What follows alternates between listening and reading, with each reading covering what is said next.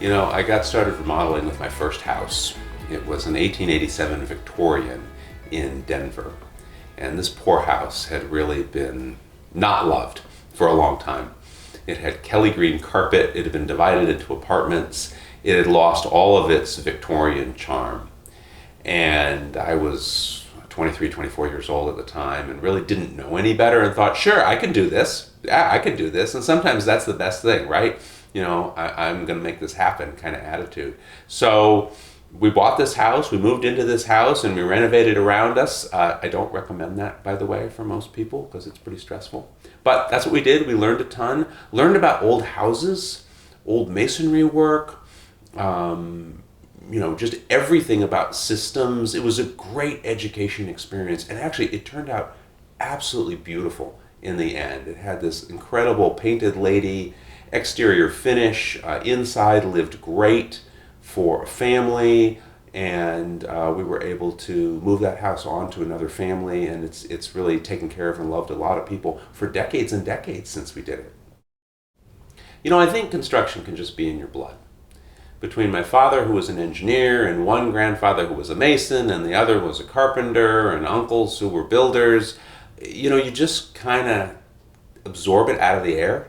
And I think that happened to me. Plus, I also got to do carpentry work in the theater, as well as helping Dad on projects around the home when I was a kid, learning some things in my grandfather's shop. So you just build a sensibility, I think, and then from there it's just skill building and understanding things and learning, keep learning. Buildings are always changing, and we want to keep learning about what works now. And I think that passion has been a big part of what's kept me going in this industry for so long.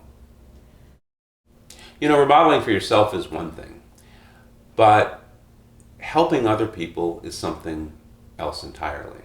And I felt like there was more I could do. There was more I could do in terms of helping people improve their homes, helping homes itself. One of the things that I have thought for years and years is that our homes are really part of the infrastructure of our communities. Just like a road or a bridge or any of the systems, our homes are part of what makes our communities strong and viable and valuable.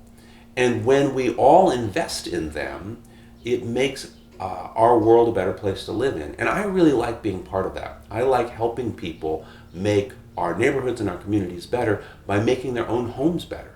And so that was a big part of the reason I wanted to start a remodeling company and why I continue to love being involved in it.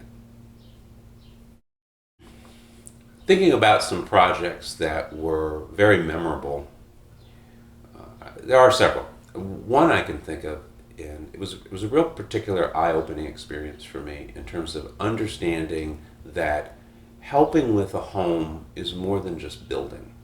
And this homeowner came to us, and she had some junior high age and elementary school kids.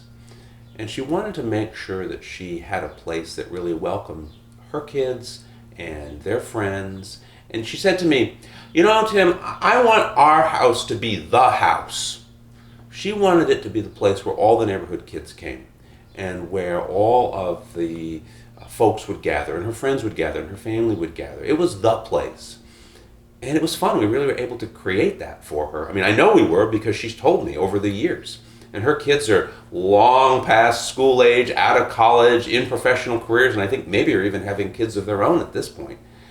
But that house continues to be the place that they come back to and continues to be the house. And that was one that really has stuck in my mind for years. And I feel really grateful that I've been able to not only be involved in that, but get to witness it after years and years and years and years. To me, that's really bringing value. And so I would say now I'm most proud of building a team that does what I envision for more and more people. And that's really what I want to see happen. I want to see that our company, our business, really can help more and more folks get that great value out of their homes and build that infrastructure that housing is. Boy, what keeps you going every day? What gets you up? I think it is being committed to bringing value in the world. Being committed to being part of the solutions. I think that makes, I think that's a big motivator to get up every day, to show up, to participate, to listen, to problem solve, etc. How can I help make our world a better place in my little corner, in my, just little tiny spot where I'm involved? And if everybody did that, our world really would be a phenomenal place to live. There are a couple things that I think are going to be really important. We want to continue to help many homeowners improve their homes and live better in them. And beyond that, we really need to start becoming more and more part of a solution for global climate change, reducing our carbon footprint and improving the way our homes live. So when I get to work with a homeowner on improving their home or building their home, the thing that I enjoy absolutely the most is seeing the results after a while. When I get to go back and visit a year later, 2 years later, or talk to somebody on the phone 5 years later, and I hear about the birthday parties and the celebrations and the great dinners and how the kids have gone to college and come back and brought their friends, and knowing that the home is taking care of the people.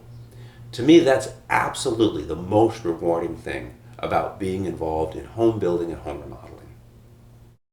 I feel really fortunate that I've been able to do almost every single part of a build myself. In fact, my father-in-law, who unfortunately we recently lost, was a great teacher. He'd grown up on a farm in northern Minnesota, and he knew how to solve everything in kind of that farm boy mentality. But he really was a craftsperson, and he really knew how to get things done well. So whether it was concrete or framing or putting in building systems, heating systems, electrical, he was a terrific teacher. Experience was a terrific teacher. Education, learning, reading. So I feel really fortunate. I have gotten to touch every part of building a home myself.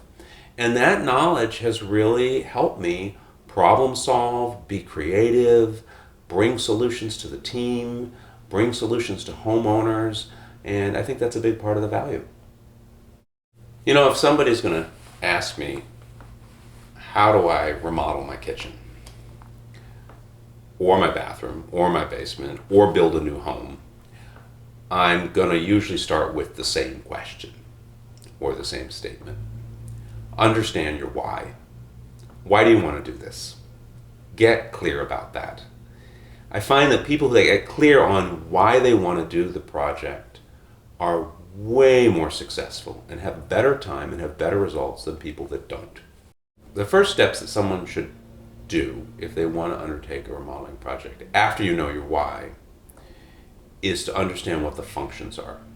Don't worry too much about, is it going to be an addition? Do I want 2 dishwashers? What the colors are going to be. It's fine to think about those things. That's not a problem. But you need to understand what the functions are. Once you know why you want to remodel, then you can start to say, what do I want it to feel like? What does it need to do for me? For example, I've got 2 school-aged kids and we constantly have a mess at the back door. We have to solve how we're coming and going. There has to be a place for all the sports equipment and the musical instruments and the ballet shoes and the winter coats, all of that stuff. That's a really good, specific goal. Now, how it gets solved, that's really why you're going to hire a design professional and a building professional. But understanding what you want to accomplish really is going to help guide that remodel or that build to be the right thing for you.